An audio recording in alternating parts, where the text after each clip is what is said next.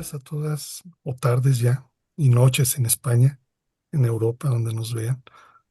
Les damos la bienvenida, gracias por acompañarnos en esta reunión del, pues es fin de año, no es una reunión de fin de año, sino está acabando el año civil 2025 y bueno, tenemos la oportunidad de reunirnos con nuestra gurú de colegio, el honorable gurú Laura Guzmán Rodríguez, para poder tener una charla con ella.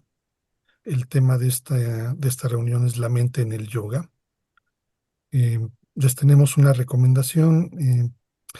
Si las preguntas al final de la exposición, si las pueden ir guardando para que no interrumpamos y eh, mantener sus micrófonos cerrados también para que no haya interferencia ahí en el audio. Si desean utilizar el chat, igual también para hacer sus preguntas. Si no, será con la mano levantada y pues ya nos iremos organizando para poderlas pasar.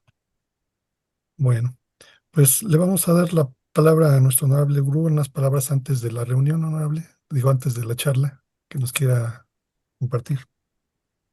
Pues bueno, darles las gracias por acercarse a esta forma de comunicarnos en línea a través de una pantalla, pero bueno, es una buena manera de mantener el contacto, de hacer esta conexión entre nosotros, está ligado totalmente al propósito del yoga y también para mantener esta línea de unión con nuestro linaje, con el propósito del hermano mayor y antes que él del maestre de la Ferrier, de incluir esta disciplina en un estilo de vida relacionado con la tónica de la era de Acuario.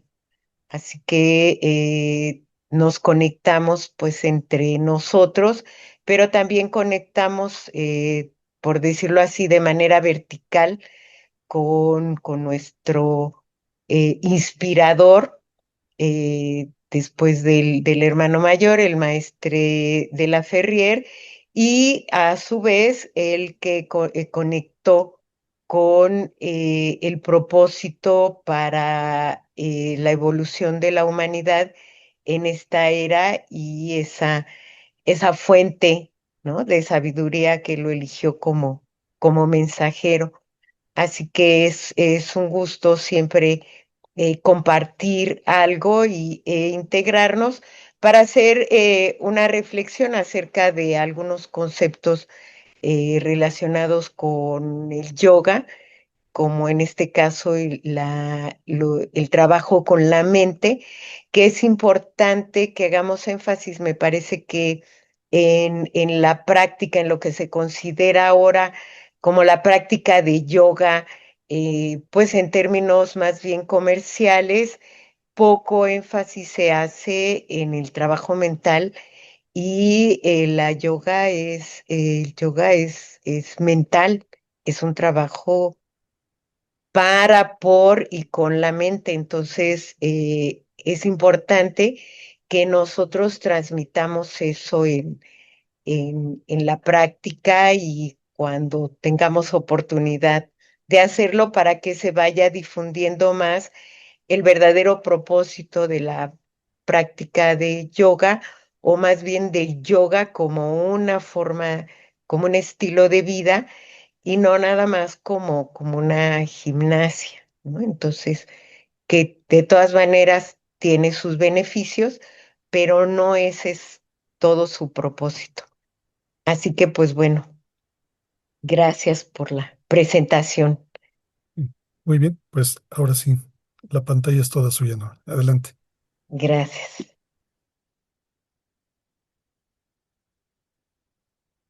Muy bien, entonces vamos a ver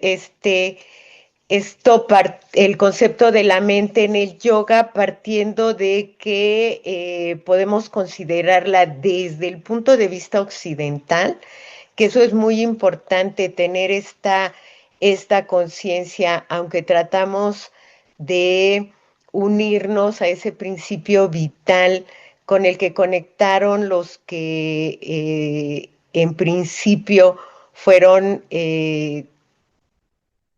encontrando respuesta a preguntas existenciales, ¿no? Y que son parte de la naturaleza humana, pero sí hay una diferencia de visión, una diferencia en la forma de pensar, de ver la vida, de conceptualizar entre Oriente y Occidente.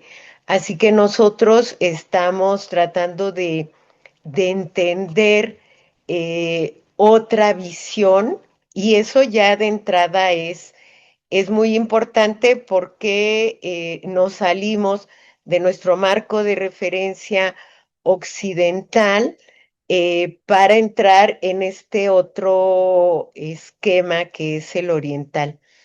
Así que desde el punto de vista occidental, el yoga es una filosofía, un conjunto de conocimientos que responden a preguntas relacionadas con inquietudes de vida para nosotros, con el origen y si la vida como tal tiene un propósito o no, pero también es un arte y es el arte eh, que viene de conocer el propio cuerpo, de experimentar con él, de apreciar sus capacidades, de respetar sus limitaciones y con eso hacer lo mejor que podamos.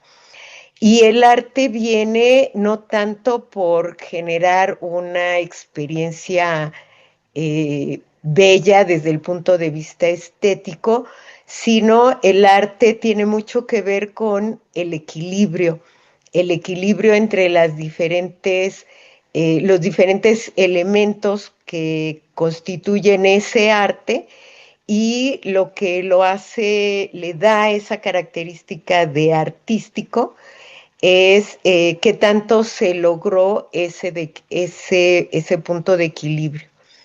Pero también es una ciencia pragmática.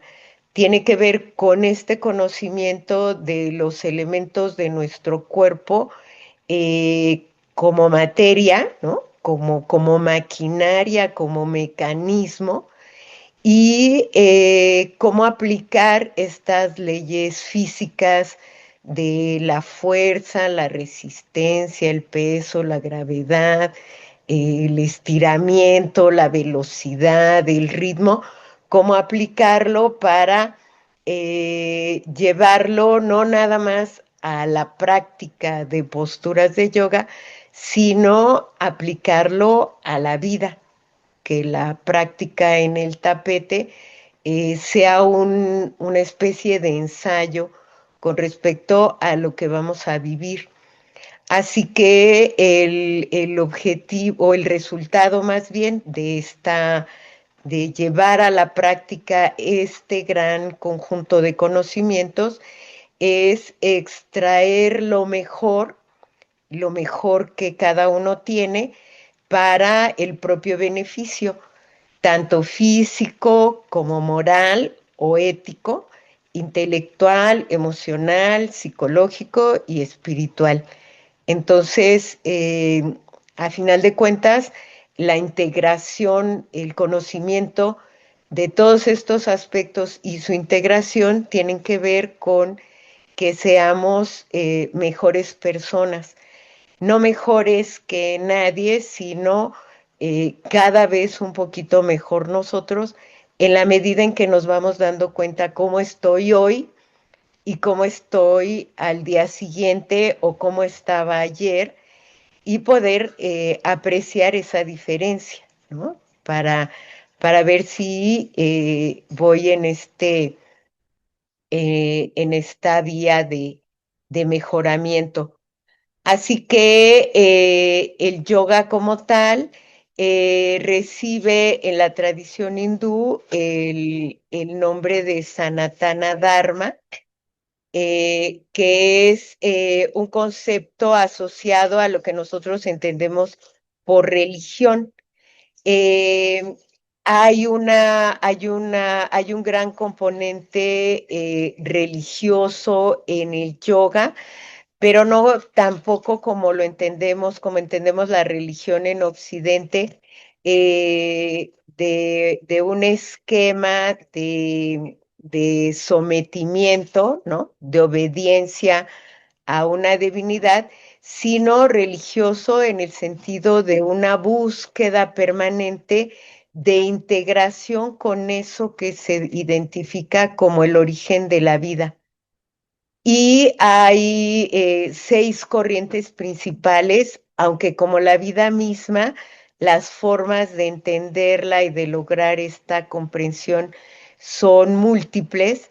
De la misma manera, hay muchos yogas, ¿no?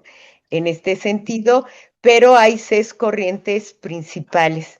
Y lo que se conoce como el Ashtanga Yoga, el yoga de las 8 ramas, sería la, una de ellas y en la que está inscrita la tendencia o la línea que nos marcó el maestre de la Ferrier.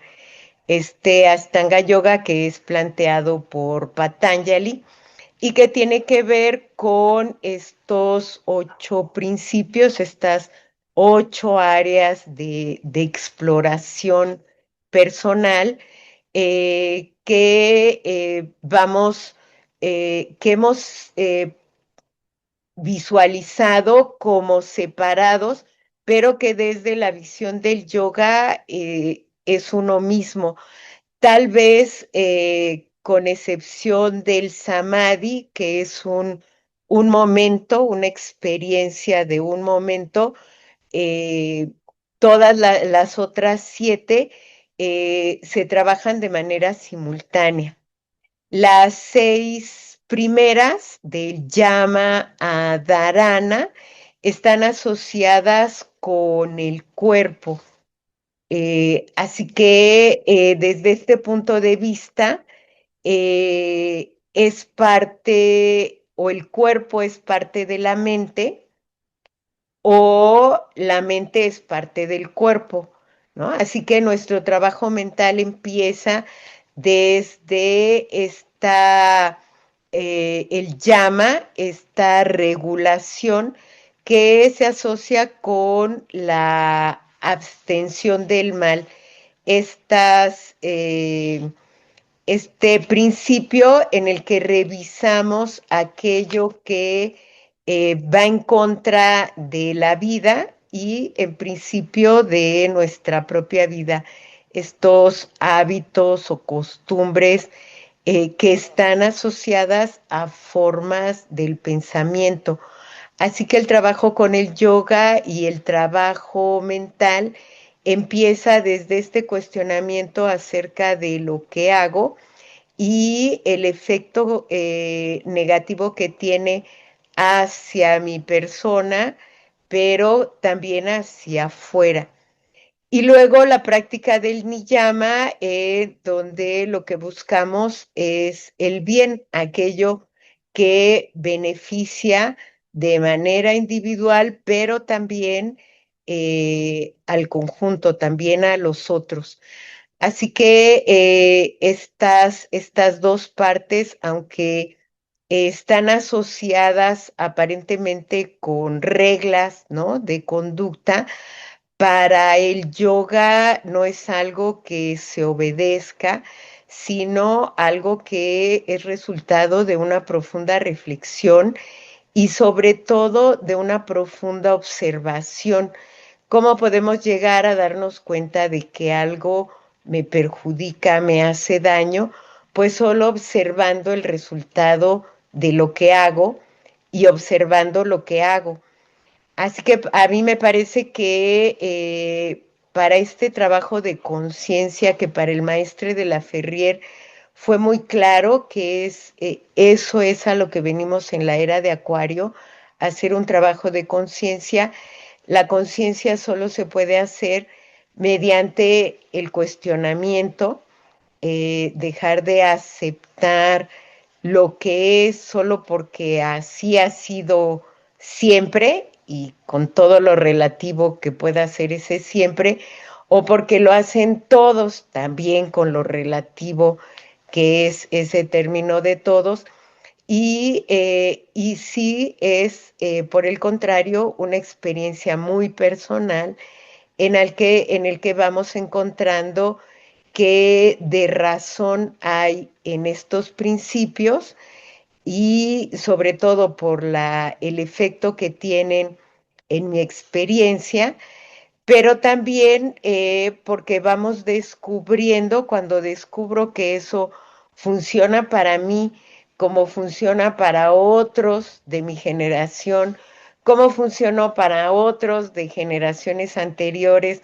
cómo funcionó para estos que y sentaron las bases de esta tradición hace más de 5000 años. eh, entonces puedo suponer que serán útiles para las generaciones venideras.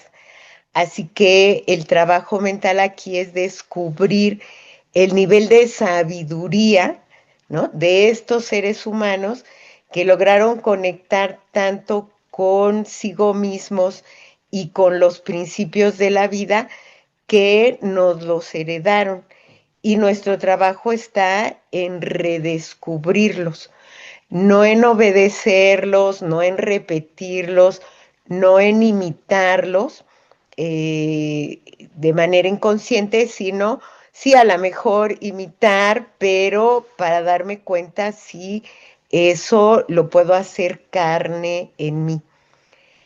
Y la práctica de las posturas de yoga es una forma de aplicar esos principios a la inmovilidad.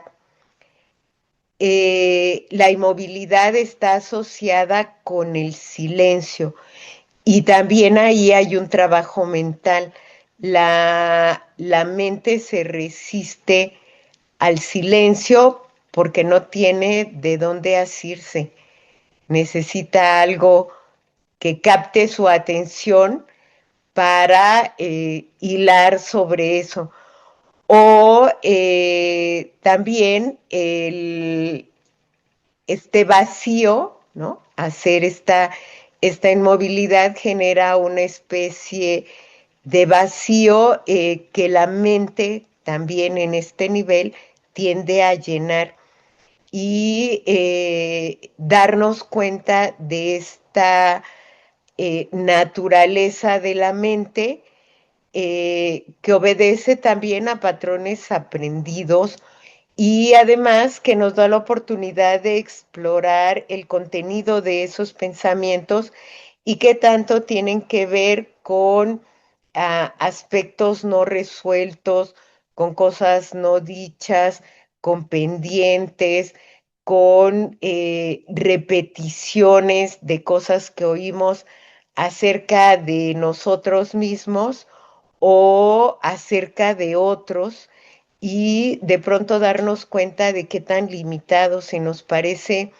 limitada la postura, quedarnos quietos en una sola posición, de pronto darnos cuenta que aunque la mente parece moverse mucho, en realidad no explora, no sale de los mismos esquemas. Y por otro lado, la inmovilidad en la postura nos da también la oportunidad de ir descubriendo, si dejamos de ponerle tanta atención a los pensamientos, de ir descubriendo que hay un universo de sensaciones, de percepciones, de conversaciones, de ritmos, de silencios, eh, de murmullos, ¿no?, de sonidos dentro de este cuerpo y que son totalmente físicos. No nos tenemos que imaginar nada, no tenemos que esperar oír campanitas, voces de ángeles, a Dios mismo diciéndonos algo al oído. El cuerpo en este silencio, en esta inmovilidad, empieza a hablar, empieza a responder y nos damos cuenta de que ese ruido mental se convierte en un diálogo con un sentido, con un propósito, un diálogo significativo con cada músculo, con tendones, con ligamentos, con las articulaciones, con la parte anterior del cuerpo, con la parte posterior.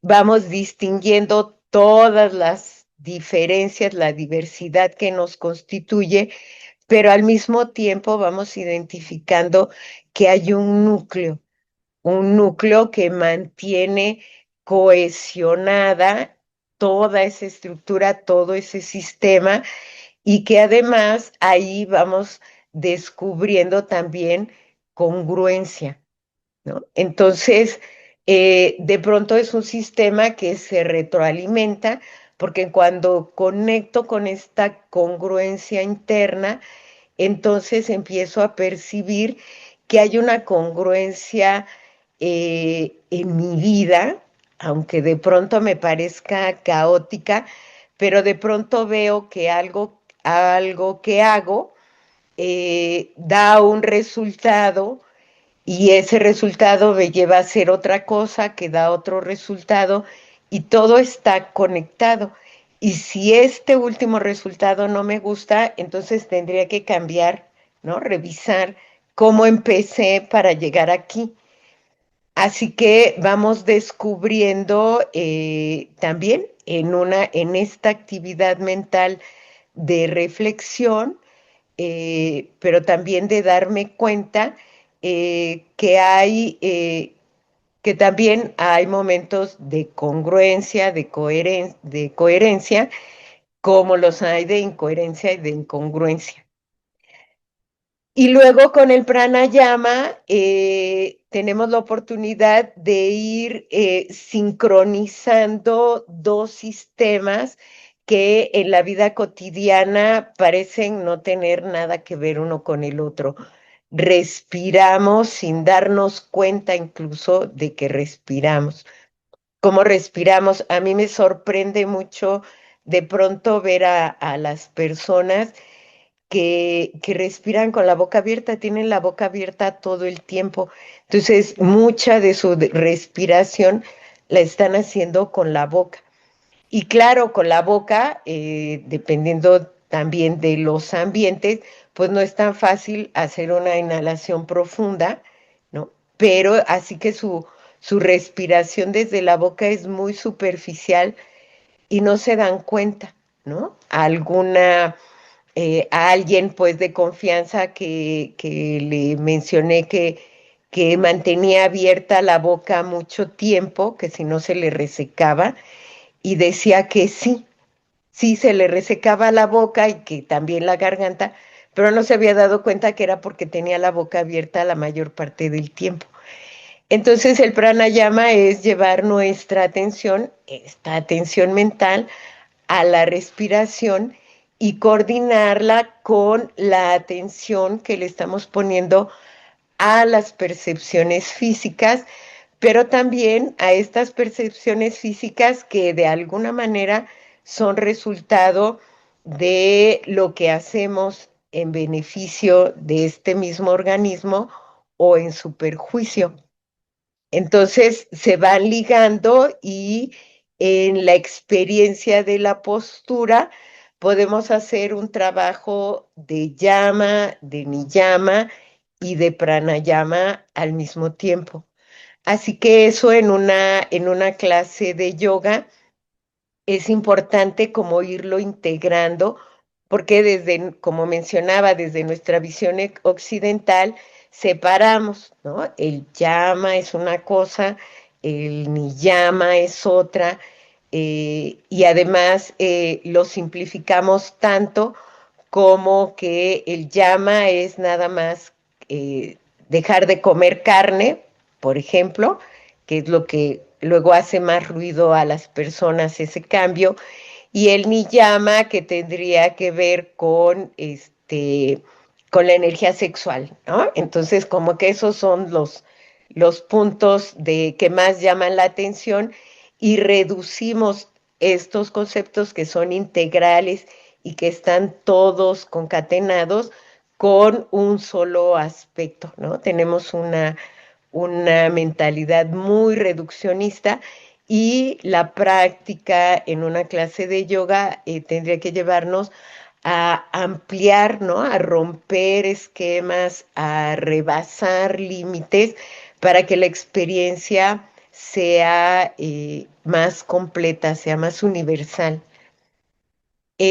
Con el pratyahara, el control y la abstracción de los sentidos, tenemos la oportunidad de llevar esta percepción no solo hacia adentro, sino también hacia afuera.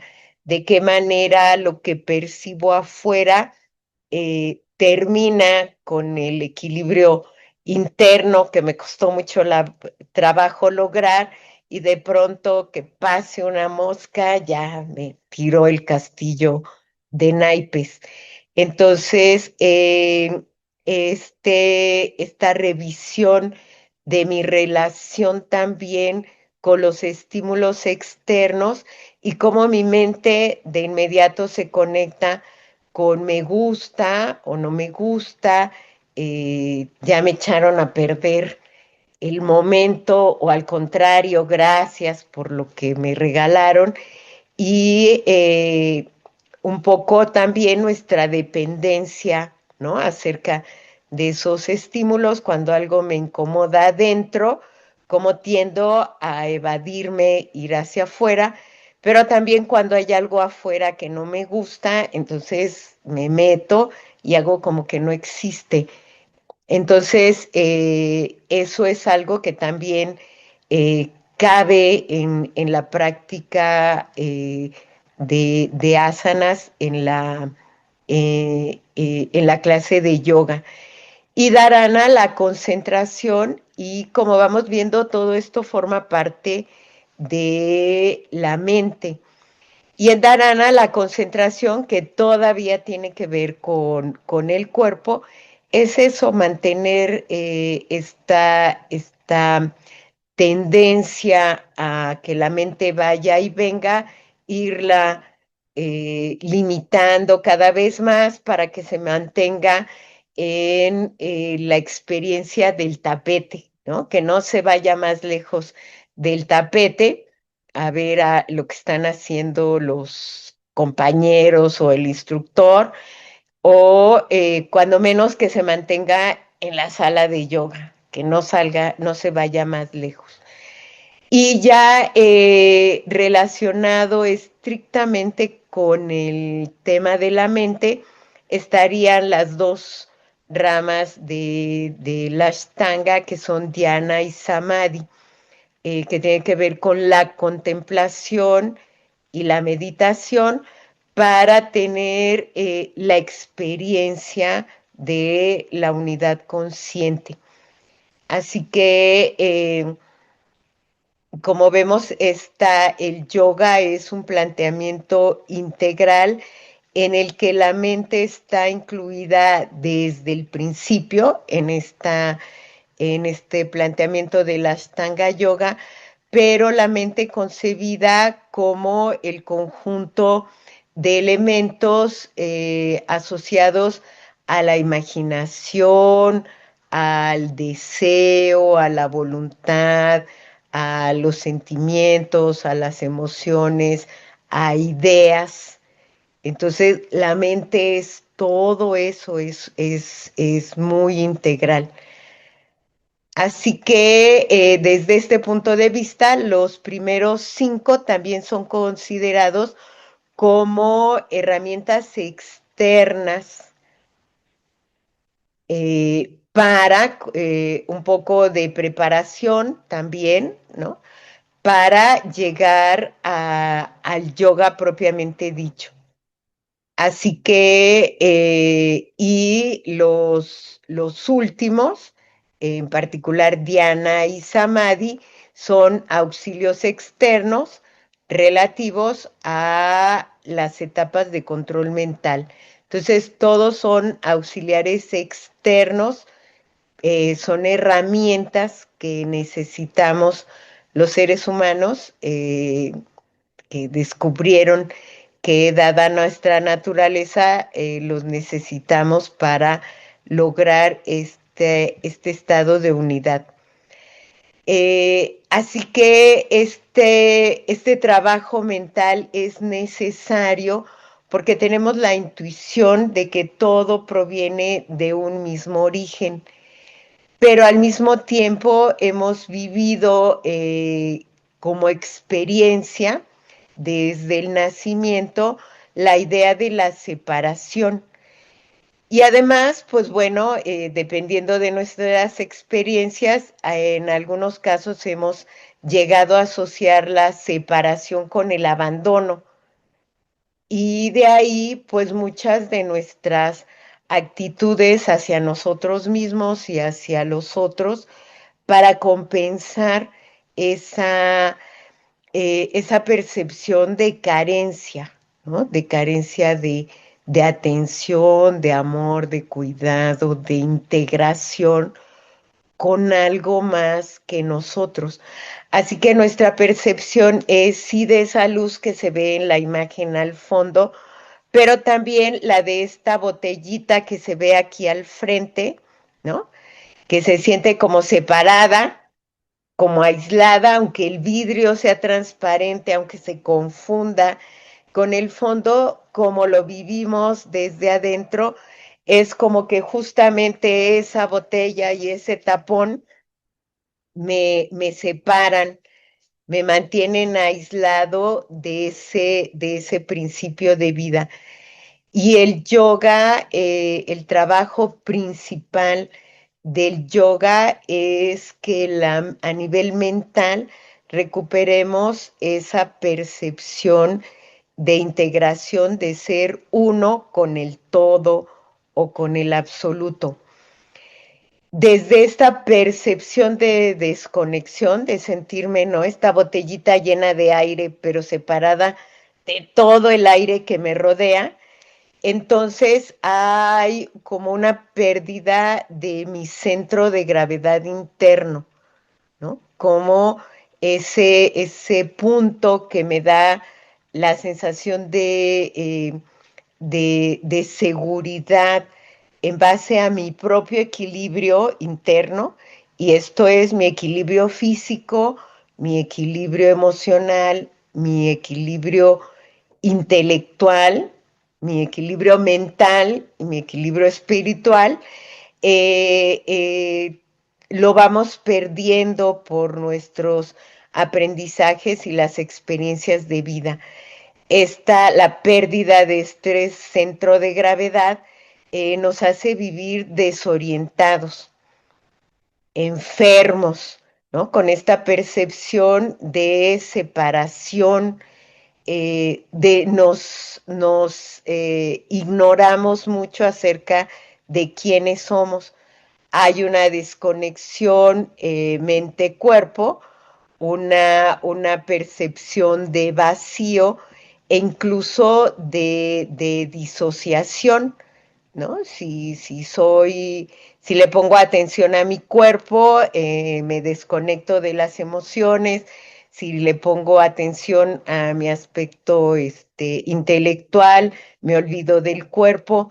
Y entonces parece que somos piezas de un rompecabezas, pero piezas guardadas en cajas diferentes. Así que la experiencia del yoga a nivel mental tiene que ver con recuperar este sentido de orientación con base en mi centro de gravedad, recuperar la salud en todos los niveles, ir sintiéndome integrada, y en la medida en que nos integramos hacia adentro, eso se refleja hacia afuera y logramos mejores relaciones interpersonales. El desconocimiento de quién soy, qué hago aquí, qué me gusta, en qué ocupo mi vida, eso también genera inestabilidad y esta desconexión mente-cuerpo, ¿no? Que nos lleva a darle prioridad a algunos aspectos de la vida y o a la relación, a mi relación con ciertas circunstancias y desconectar otras para poder funcionar. De pronto pensamos así, ¿no? Para funcionar bien aquí necesito olvidarme de que también duermo, como, este, necesito diversión, ¿no? Y, y esta sensación de vacío, que son todos estos aspectos eh, como síntomas pues, o signos que todos tenemos y con los que llegamos a buscar respuestas, a buscar salud, a buscar esto que nos falta a un instituto de yoga, ¿no? Esta sensación de vacío y todo esto está predominando en nuestras sociedades. Así que nuestra propuesta es muy valiosa para contrarrestar el efecto de esta pérdida de integridad eh, que vemos en las grandes personalidades, ¿no? Que aparecen en los medios, eh, estas incongruencias, ¿no? Hablan de honestidad, de trabajar por el bien común y de pronto empiezan a salir, ¿no?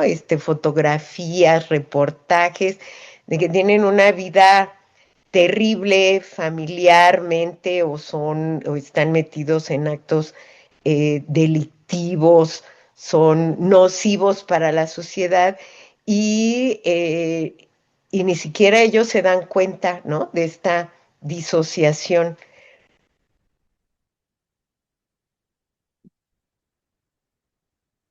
Así que para el yoga hay dos conceptos muy importantes relacionados con el ámbito espiritual, lo que podemos llamarle espiritual, que es esta percepción de el alma como absoluto, como todo, un alma asociado para los que aprendimos a darle el nombre de Dios a esto que está más allá de toda realidad, sería ese el nivel, y un alma individual, ese mismo principio aquí en cada uno de nosotros.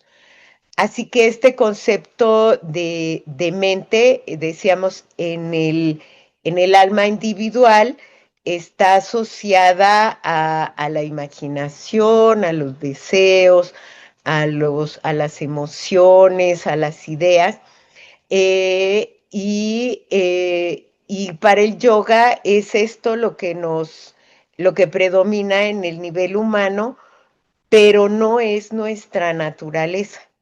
Nuestra naturaleza tiene que ver con este concepto del Paramatma, ¿no? De esta alma universal a la que pertenecemos y con la que queremos vivir integrados, no perder ese vínculo, no después de muertos, no cuando seamos buenos, no cuando eh, eh, seamos complacientes o obedientes, ¿no? Sino en todo momento de la visión del yoga es que esta integración es, ni siquiera tendríamos que buscarla, pero bueno, dado que nuestra sensación, nuestra percepción es de que la perdimos, pues entonces busquémonos. El sentido del yoga tiene que ver mucho con este concepto de buscadores, ¿no? Para esta filosofía hindú no se trata de creer o de esperar, sino de buscar y permanecer en la búsqueda.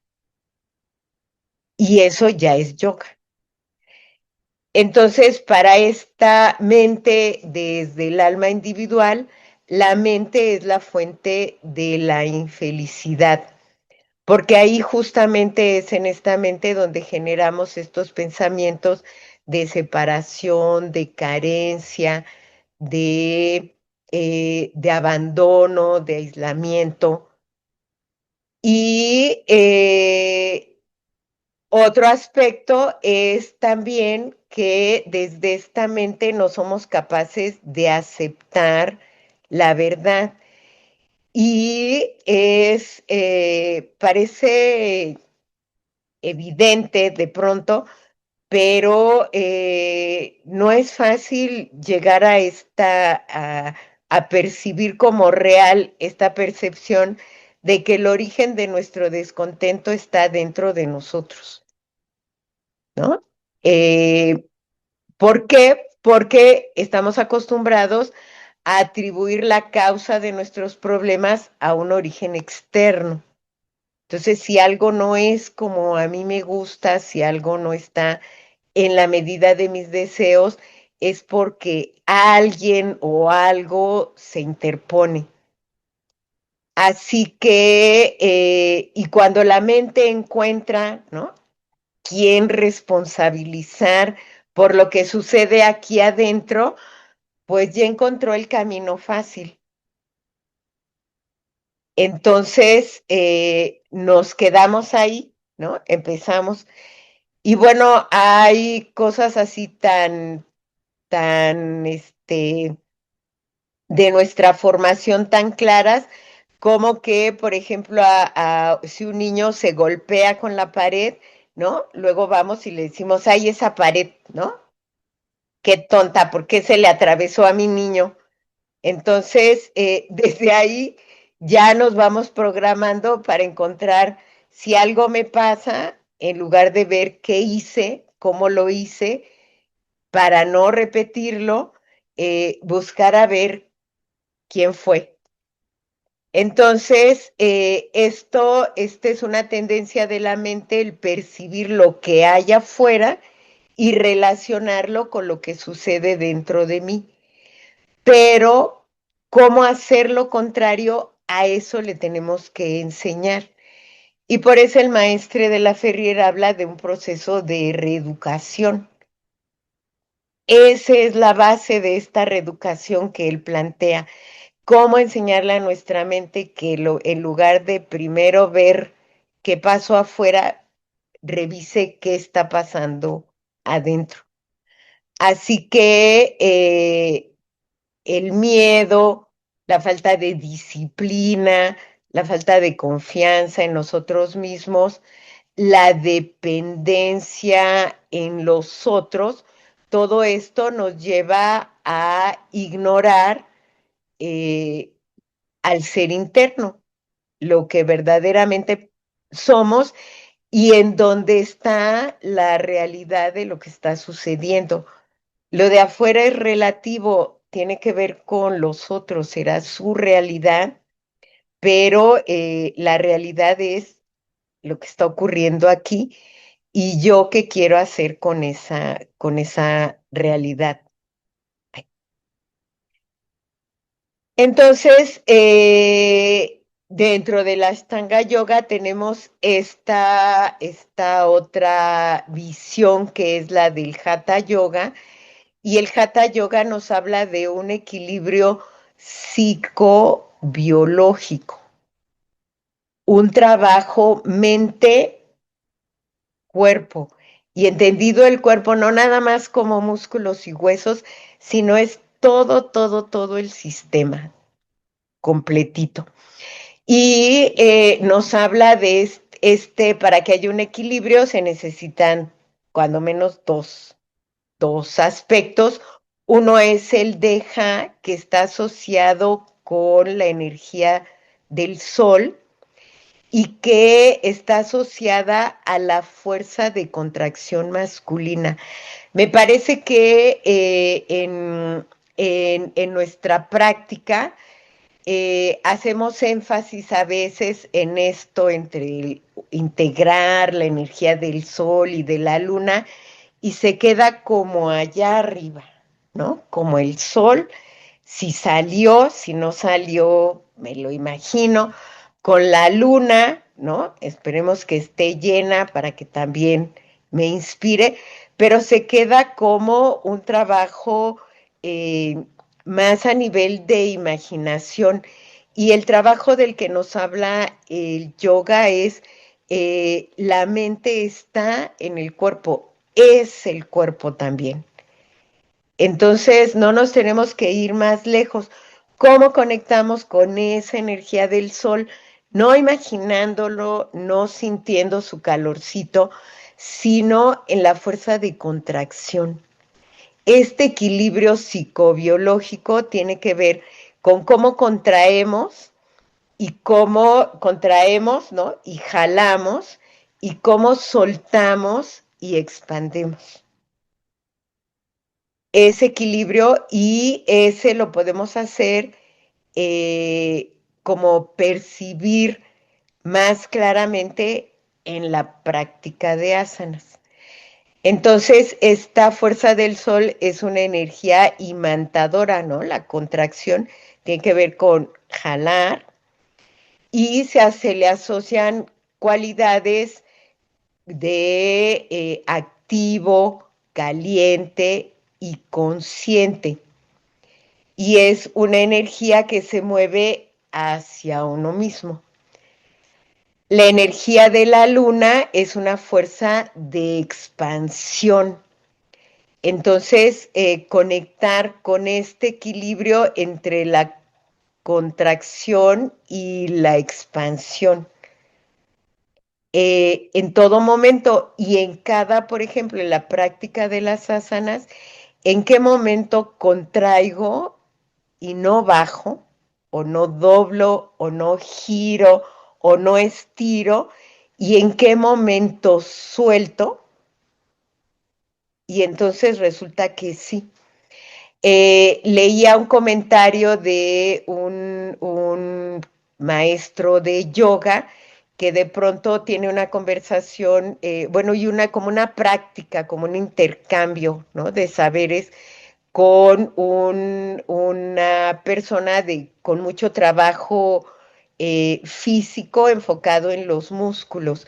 Entonces, resulta que pueden hacer las mismas posturas, estas asanas que asociamos con fuerza, de sostener el peso del cuerpo, como en la postura del escorpión, por ejemplo, eh, eh, sin tensar los músculos, sin que se salten las venas, ¿no? Decía esta otra persona que cómo era posible que levantara su peso y sin esforzarse. Pues es justamente este equilibrio, ¿no? En donde la mente no me está diciendo, llega, aprieta, levanta, jala, ¿no? Sino al contrario, suelta, relájate, espera, escucha, pon atención, este, ahora muévete tantito para acá, ¿no? Cambia el centro de gravedad, entonces si apoyas más este extremo, pues será más fácil. Entonces, ese es el equilibrio. Y esta fuerza de expansión femenina está asociada a las cualidades de pasividad, frío e inconsciencia.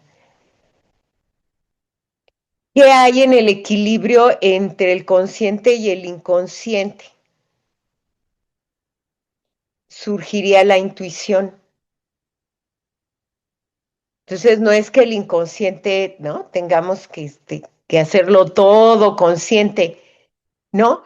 Esa parte que no veo, en esa parte oscura, en esa parte de la que no me entero, eh, hay una posibilidad de conectar con eso que no veo, pero que es y que en este momento necesito y que me conviene ver, que es lo que voy a ser consciente, que es esta intuición, este mensajito que sale a lo mejor de haber movido algún músculo, de haber soltado por completo el aire, de haber logrado hacer una postura que creía que no podía hacer, ¿no? Y de pronto ahí viene el resultado del trabajo mental.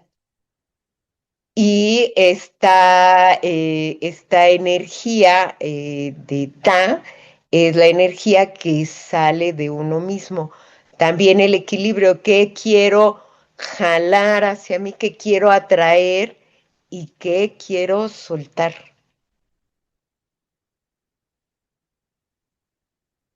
Entonces, la energía desciende a su manifestación física por la médula espinal, en la que predomina el éter. Este trabajo mental también tiene que ver con los elementos de la creación.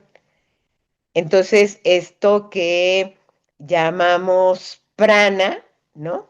Está asociado a es este mismo elemento que también se denomina éter y es una energía muy sutil, ¿no? Que tiene que ver con la transmisión eléctrica y bioquímica a lo largo de todas las terminaciones nerviosas que recorren esa médula espinal. Las articulaciones en las que predomina el aire. Es muy importante, hasta que nos duelen las rodillas, entendemos la importancia de mantener los espacios en nuestras articulaciones. Si todo el tiempo están comprimidas, hay desgaste. Si mantenemos un colchoncito de aire, entonces no hay roce, no hay desgaste, no hay dolor. Los músculos en los que predomina el fuego. El fuego está asociado al mecanismo de la respiración. La respiración es una combustión. Entonces, para un buen funcionamiento muscular necesitamos que haya oxígeno, que es el elemento principal para la combustión. En los tendones predomina el agua. La hidratación es importante. Y los huesos en los que predomina la tierra. Así que el contacto desde cómo nos paramos, poniendo firmes todos los músculos en las plantas, los talones, cómo nos sentamos cuando los isquiones están bien apoyados, cuando nos acostamos boca abajo o boca arriba, este contacto con la tierra porque es sintonizar, ¿no? Esa vibración del planeta con la vibración en nuestros propios huesos. Así que el planteamiento del yoga es mental, ¿no? Porque la mente lo abarca todo. Y nuestra práctica, esta mente la vamos enfocando a los diferentes aspectos, como percibimos la vida desde lo humano, pero con el espíritu de integrarlos cada vez más en todos los momentos de nuestra vida, aunque le dediquemos un momento especial durante la clase de yoga. Y esta integración no es nada más con nosotros, pero en la medida en que la logramos con nosotros mismos, la reflejamos hacia afuera y hay una mejor integración con los demás, pero sin olvidar que nuestro objetivo principal es la integración con la fuente de vida, porque esa es la que nos nutre, la que nos mantiene, la que nos anima, la que nos da proyectos, la que nos manda lo que necesitamos para realizar esos proyectos, o incluso de donde vienen los obstáculos para que usemos esa misma energía para superarlos. Así que el yoga tiene que ver con la unión de todos los planos y hay un trabajo mental para darme cuenta de que hay diferentes niveles de energía, de manifestación de la vida, tanto de aquí hacia arriba como hacia abajo, como de aquí hacia los lados, ¿no? Tanto en lo horizontal como en lo vertical. Y unir el cuerpo, que es lo que tenemos más a la mano, lo que podemos manipular, mover, modificar, mantener esta unión de del cuerpo con la mente y con el espíritu, ¿no? Llevarlo en ese nivel. Así que para el yoga también la mente es para la especie humana causa de cautiverio y de liberación. Conduce al cautiverio si se halla sujeta a los objetos de deseo y lleva a la libertad si se halla libre de la influencia de estos. Entonces, este trabajo mental tiene que ver con liberarnos cada vez más de aquello que nos limita en todos estos niveles, en lo físico, en lo emocional, en lo intelectual, en lo mental, que es más integrador, y en lo espiritual.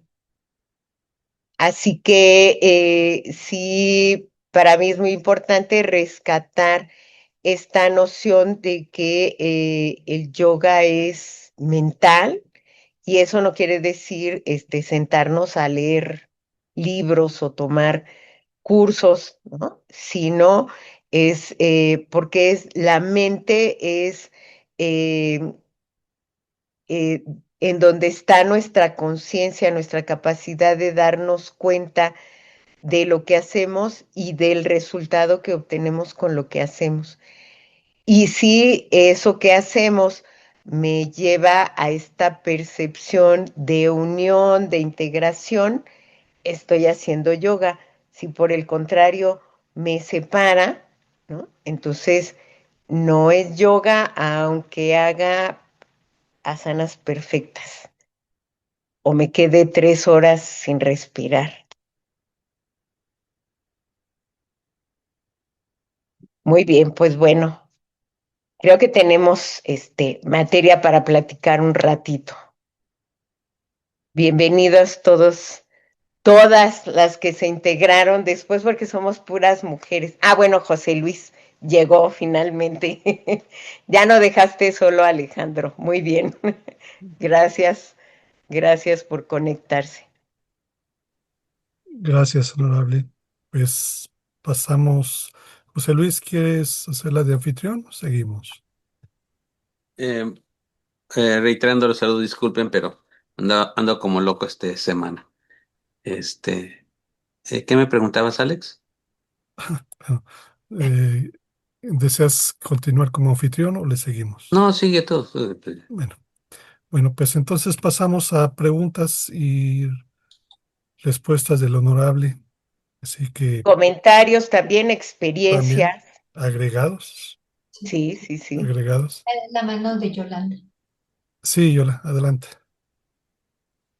Y gracias, pues reitero mis saludos a todas y todos y muchas gracias, honorable Guru Laura, por lo que nos ha compartido y que a mí en lo personal pues me ayuda a reafirmar más, ¿no? Este camino que el maestre también nos marca como un camino de autorrealización, además de un camino de autoconocimiento, en donde yo he ido descubriendo pues mis potencialidades, ¿no? Mis capacidades y a través de ese autoconocimiento pues me he ido realizando en la vida.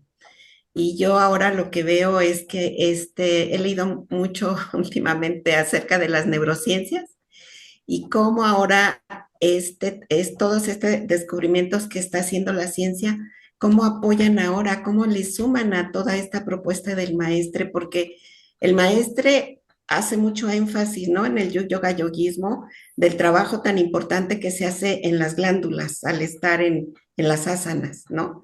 Pero el Ujú. maestro nunca nos habla, o al menos por lo que yo he revisado, no nos habla de hormonas.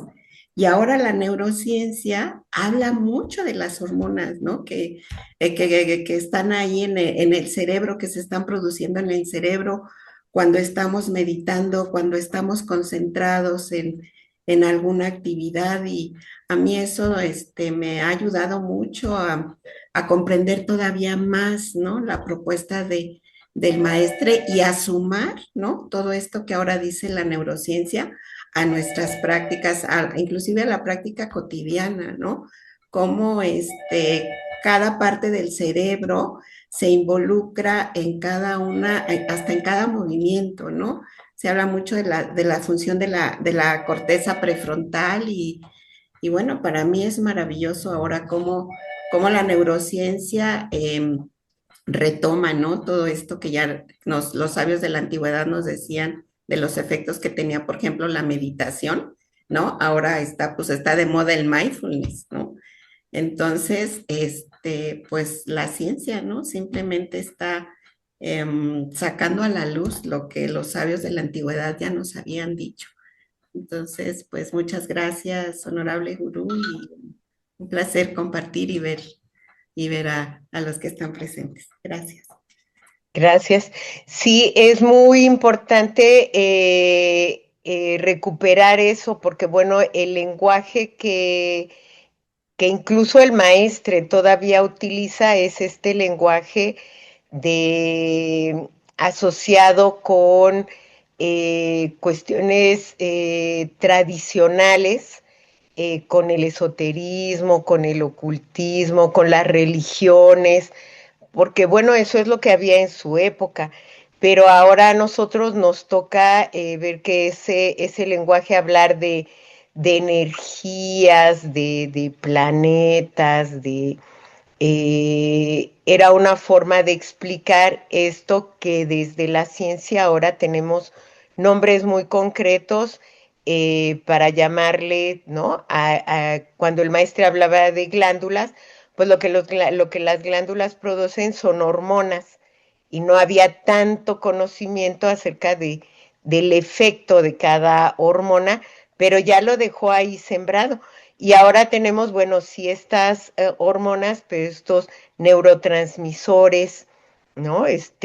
Todas estas variantes a nivel químico, de sustancias químicas que tienen un efecto en la transmisión y además que nos van explicando qué relación hay entre la posición corporal y el funcionamiento cerebral, ¿no? Desde un tórax comprimido, un abdomen inflamado, generan, ¿no? Un tipo de secreciones en el cerebro que generan pensamientos de un tipo, y cuando no hay inflamación, cuando hay posibilidad de expansión, se generan otro tipo de pensamientos, de actitudes. Entonces, eh, eso también es muy importante que rescatemos este lenguaje científico porque es el que será más accesible para estas generaciones.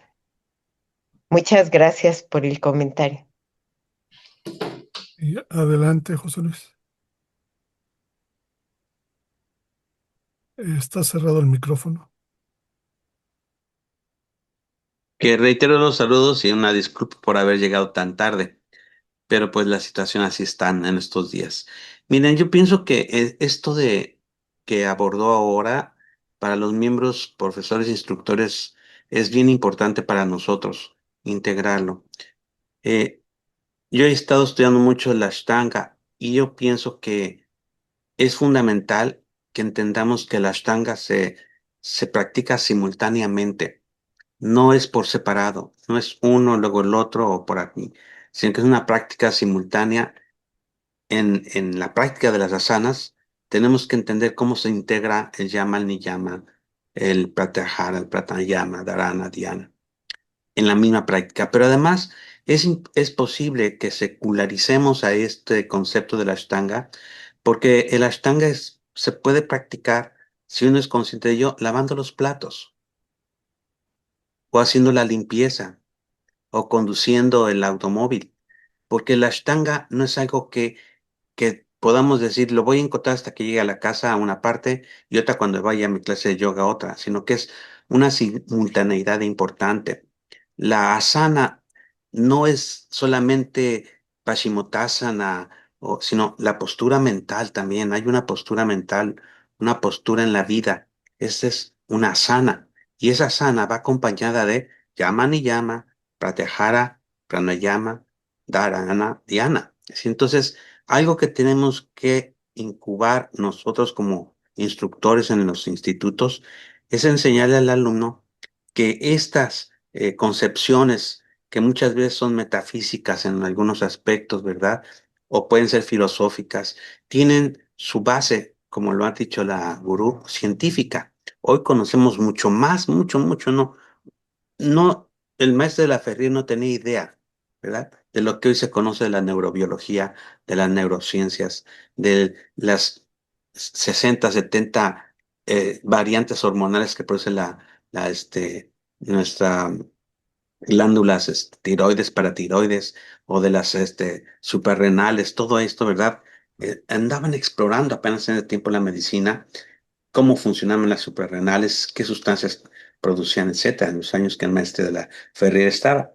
Entonces, sí es importante que nosotros nos apliquemos como profesores e instructores en los institutos a conocer, indagar más al respecto de esto, porque hay una enorme cantidad de formas de explicar al alumnado que lo que están haciendo va más allá del simple estar sentados o parados en una postura de yoga.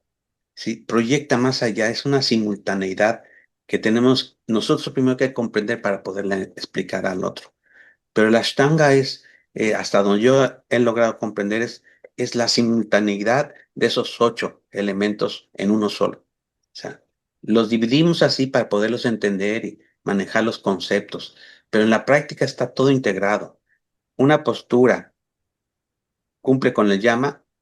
Sí, con sus 5 preceptos, sí. Cumple con sus 5 preceptos de niyama, sí. Cumple con la postura, sí, porque hay toda una intención, una entrega en esa postura. Cumple con el pranayama, sí, porque tenemos dominio del control, y consciente además, la conciencia plena en lo que estamos haciendo. Cumple con el pratyahara, sí, porque tenemos que enseñar a los alumnos a traducir es qué significa ver para adentro, oír para adentro, ver para adentro, sentir para adentro. Si tenemos que enseñar a los alumnos, sí, claro, tenemos que saberlo, ¿verdad? Que todo eso es posible hacer. Que el estado de meditación no tiene que ser a las 7 de la noche o a las 5 de la mañana. Que el estado de meditación es un proceso mental que podemos llevar a cabo en cualquier momento del día y aun cuando estemos platicando y hablando, podemos estar en estado meditativo. Porque en el momento en que las ciencias neurales nos dicen, cuando esta estructura mental que tenemos del pensamiento, la red neural por default, la apagamos porque centramos nuestra atención en nosotros mismos, empezamos a tener una vida diferente, fisiológica, bioquímica, y química en nuestro cuerpo. Entonces sí me parece bien importante abordar el Ashtanga tantas veces sea posible, Honorable Gurú, porque creo que es la base de todo el desarrollo del yoguismo, ¿sí? El yoguismo, sí, tiene una concepción muy amplia, porque el mismo de la Ferrier, ¿verdad? Dice, es una tesis de yoga, de la psicología, perdón, ¿verdad? Pero la Ashtanga es como la piedra angular de todo este proceso de cambio de forma de pensar, cambio de ver la vida, una conciencia más elevada en términos generales. Porque nos podemos perder en una enorme cantidad de distractores conceptuales, pero lo mejor es la práctica. O sea, siéntate. ¿Estás inquieto? Agarra tu tapete y siéntate. ¿Estás inquieto? Agarra una silla y siéntate y haz pranayama. Agarra una postura, haz pranayama. Tu postura no debe ser violenta, no debe ser corta en miras, debe ser la energía empleada adecuadamente, debe ser austera, debe de tener entender que está siendo saludable tu sentar, higiénico tu sentar, que tienes control de tu pensamiento, que realmente estás involucrado, que te hace sentir contento esa pasividad contemplativa que tú puedas tener. Y de ahí podemos partir mucho. Entonces, yo pienso que sí es importante que usted aborde y aborde cuanto sea posible el Ashtanga en muchos aspectos, porque pero la idea fundamental es de que nosotros como instructores lo apliquemos en nosotros para poderlo hacer entender al alumnado. Porque la Ashtanga se lleva a todos los aspectos de nuestra vida, no nada más es cuando estamos en el tapete. ¿Ah? Es en todos los aspectos de nuestra vida. Inclusive ahorita que estamos aquí, podemos estar escuchando y estar en todo un proceso de Ashtanga internamente. Era lo que me nacía expresar con su plática, Honorable Guru. Gracias. Sí, un poco la intención es esta, ¿no? Hacer esta reflexión de integral, ¿no? De una práctica integral en la que estén contemplados todos estos aspectos y no enfocarnos, además, como mencionaba, pues de manera muy limitada a que el llama es ser vegetariano y el niyama es eh, controlar la energía sexual, ¿no? Es una visión muy reduccionista y que además distorsiona la intención, ¿no? El propósito de toda esta corriente de pensamiento, pero de pensamiento amplio, ¿no? Que va más allá del pensamiento mismo, que es la visión oriental.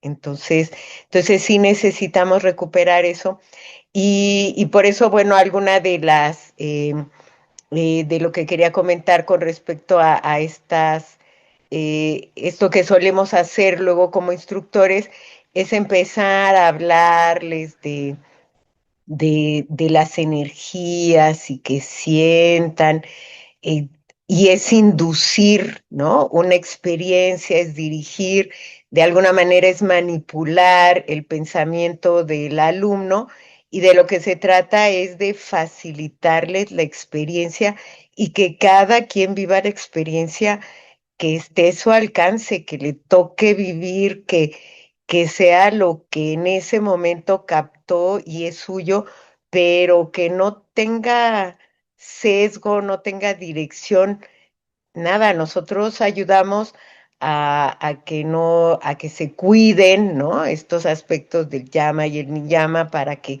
la postura puedan entrar y mantenerla de mejor manera, pero no a generar ideas, ¿no?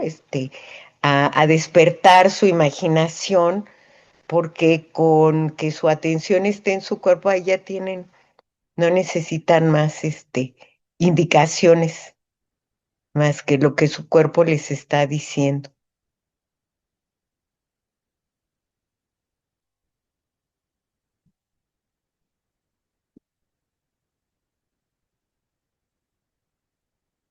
¿No está Alex? Creo que se salió. Ah, pues sigo. Bien. Bueno, voy a seguir coordinando lo que entra Alex y pido la palabra. Yo pienso, Honorable Gurú, que una próxima charla de ustedes con nosotros, instructores, sería abordar a Patanjali, ¿sí? Porque entender el Ashtanga no es posible. Ah, ya está aquí Alex. No es posible si nosotros no entendemos a Patanjali en sus 4 libros que contienen los aforismos que son la base de la Ashtanga. En especial el libro número 2, donde ahí define claramente a la Ashtanga. Pero lo más importante de todo es que el, el concepto central de Patanjali al rescatar todos estos aforismos fue definir que el yoga tiene como objetivo fundamental primario el cese de la oscilación mental, de las fluctuaciones mentales, con el fin último de el Ishvara Pranidhana, la entrega total a la divinidad, porque está en nosotros mismos. Entonces, ese concepto, explicárselo al alumno es importante.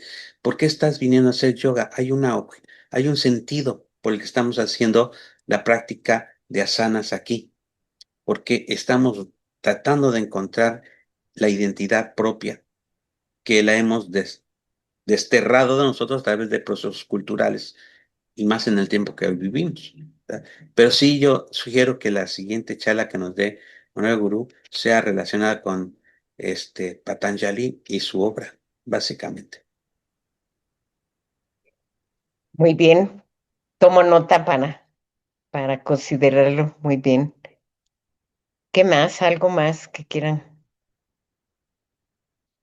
compartir?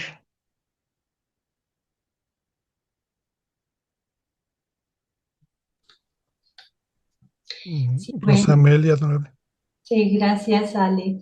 Pues muy buenas tardes a todos, muy buenas tardes, honorable gurú. Pues a mí me gustó mucho su plática, como siempre es muy profunda y pues aunque aparentemente estamos hablando de conceptos, ¿no? Que ya hemos escuchado varias veces, de todas maneras, la manera en que lo abordó a mí me parece que sí nos recuerda cuál es el trabajo de un profesor de yoga, ¿no? De realmente aprovechar esos momentos en la clase, pues para poder transmitir eso que nosotros hemos ido aprendiendo y que nos ha funcionado, como ya comentó Yola, pues a mí me ha funcionado muchísimo y entonces, pues yo estoy convencida de eso, ¿no? Ahorita mi preocupación son mis alumnos. Me costó mucho trabajo crear un grupo, pues, de personas que tuvieran que adquirieran la disciplina, ¿no? Porque yo hubo un momento en que nada más iba en la época de la pandemia, ¿no? Cuando terminó, nada más un solo alumno, una sola alumna y con ella, ni modo, ahí iba todos los días a las 6 de la mañana.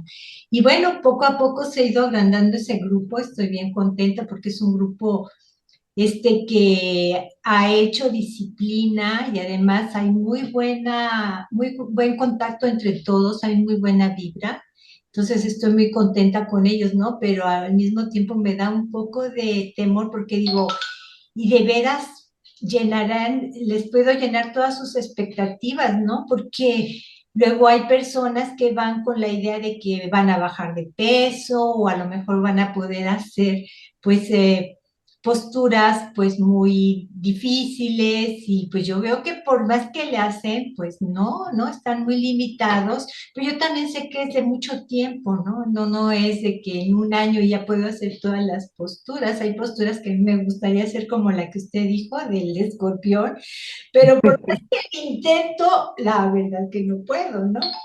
Entonces, pues esa es un poquito mi preocupación, ¿no? O sea, el poder que hasta dónde puedo llenar esas expectativas de los alumnos que a lo mejor quisieran hacer posturas muy difíciles o que muy pronto se pudieran ver, pues como todo mundo dibuja a las personas que hacen yogi, ¿no? Que son yogis y que pues tienen pues otras figuras o las formas estilizadas de hacer las posturas que enseñamos, ¿no? Bueno, esa es mi preocupación. Muchas gracias, honorable gurú, como siempre. Gracias, Rosamelia. Sí, ahí hay dos aspectos importantes. Uno es esta parte de las expectativas en función de lo que las personas creen saber acerca del yoga.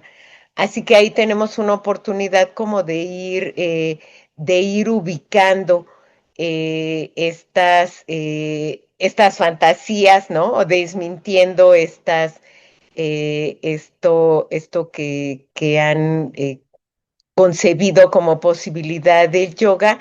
Y por el otro lado, también eh, ir como dejando en claro que esta posibilidad de la integración de la conexión se puede lograr con unas cuantas posturas, ¿no? En la medida, a final de cuentas, todo el trabajo de las posturas redundaría en poder sentarse con las piernas cruzadas, ¿no? Y quedarse sin mover, o incluso sentarse en una silla, y quedarse ahí inmóviles para entrar en este acto de meditación, ¿no? Practicar la disciplina de la meditación. A mí me parece que este conocimiento plasmado en estas tradiciones tiene que ver con un conocimiento del ser humano desde su parte muy animal, ¿no? Muy instintiva. Y nosotros, no importa que estemos rebasando el primer cuarto del siglo XXI, seguimos teniendo este mismo nivel orgánico de un animal, ¿no? Que no caminemos en cuatro patas es la diferencia, pero no es mucho. A nivel de sistemas, tenemos todavía mucho, mucho de ese animal, y un animal que se quede quieto, a no ser que esté reposando la comida, ¿no? Haciendo digestión, pues tiene que estar viendo en dónde va a pasar la noche o a quién se va a comer o protegiendo a sus crías, observando el ambiente, el entorno, porque está cambiando continuamente, entonces tiene que estar atento a esos cambios porque su vida depende de eso. Así que estos grandes sabios observaron justamente eso, que eso sigue en nuestra naturaleza, pero cómo vamos reconociendo esa naturaleza, haciéndonos conscientes de esa naturaleza por un lado, y por el otro lado, educándola. Así que, y para eso no necesitamos salirnos tampoco, ¿no? Romper con el esquema de la naturaleza, pero sí darnos eh, como estas probaditas, ¿no? De cielo para que nos quede claro que el cielo sí existe. Entonces, pero son eso, como probaditas, y además algo que es muy importante en este proceso, que independientemente de que sí hay transformación en el cuerpo, sea con la práctica, sí cambia, pero no porque haga las asanas, sino porque hago todo esto conjunto. Cambia, cuando empiezo a escuchar mi cuerpo, me doy cuenta de que hay cosas, o sea, ¿por qué me lo como? ¿No? ¿Por qué me lo como si me cae mal, por ejemplo? ¿No? Me hace daño. Entonces, cuando vamos distinguiendo eso, se va modificando aún sin quererlo. Y les digo, yo soy la prueba más evidente de eso. Yo fui a la primera clase de yoga con la convicción de nunca dejar de comer carne. Que la primera vez que alguien me dijera que fuera vegetariana, no volvía. Y solita, solititita, nadie me dijo nada y solita hice el cambio. Entonces, yo soy prueba viviente de eso.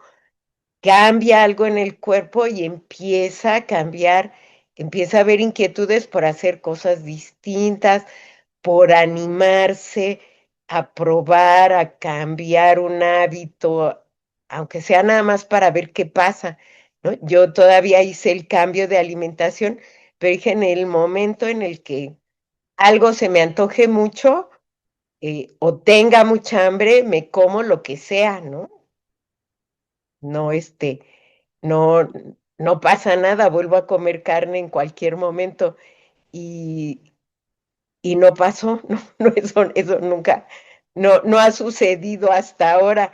Entonces, esa parte, ¿no? De entender que nuestra mente genera expectativas, pero basada en ciertos hábitos, en un cierto estado orgánico, en el momento social, pero bueno, incluso con la edad, conforme va cambiando nuestra edad, nos vamos dando cuenta de que hay cosas que ya no podemos hacer, que si esperamos hacerlas, es una fantasía. Entonces, este trabajo también es tan mental que tiene que ver con justamente cuestionar mis idealizaciones, mis expectativas. También con eso trabajamos. Y cuando hay un buen trabajo, tampoco como profesores de yoga no tenemos que hacer algo, no necesitamos desilusionarlos antes o contentarlos cuando se den cuenta de que no es posible, sino solo acompañarlos en este proceso de darse cuenta que hay cosas que sí sería muy bueno que nos pasaran, pero que no van a pasar, ¿no? A estas alturas de la vida, con este cuerpo que tengo, no, que otro con su cuerpo, con su experiencia de vida, le salga muy bien, es esa otra persona, pero en mi realidad eso no.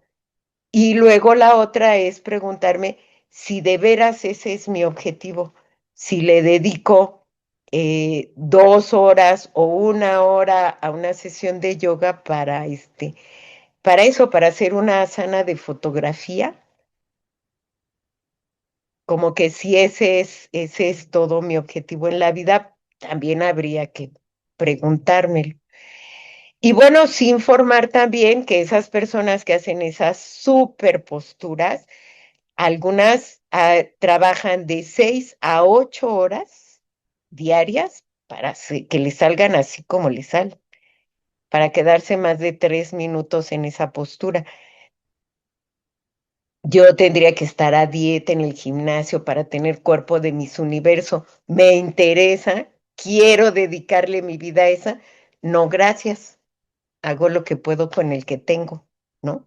Porque además quiero hacer otras cosas más allá de la apariencia de mi cuerpo. Sí, Mari Carmen. Buenas noches o buenas tardes de nuevo. Muchas gracias, Gurú Laura, que ha sido un gustazo escuchar. Te voy a tutear, Sí, escucharte. adelante.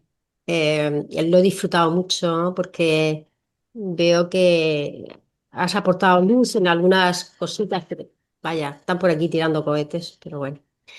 O petardos, petardos. Bueno, estamos en fiesta. Bueno, y bueno, pues he tomado algunas notas que me han parecido también interesantes para profundizar. Me ha gustado la intervención también de Yolanda, cómo hacía referencia a la neurociencia, cómo ha aportado eh, hacíamos las cosas por pura fe o porque, bueno, aquí en España pues venían profesores de México, nos decían esto es así y nosotros no lo creíamos y punto, y ya, sin cuestionar más, ¿no? Entonces, cómo al cabo del tiempo hemos podido descubrir que la neurociencia nos explica esos procesos, ¿no? Y a mí siempre me ha interesado, estudié psicología y siempre me ha interesado qué hay detrás de mis pensamientos, qué hay detrás de mi conducta. ¿Por qué me lleva a hacer esto o a pensar esto o a creer esto? Entonces, la neurociencia nos está aportando estas explicaciones y a mí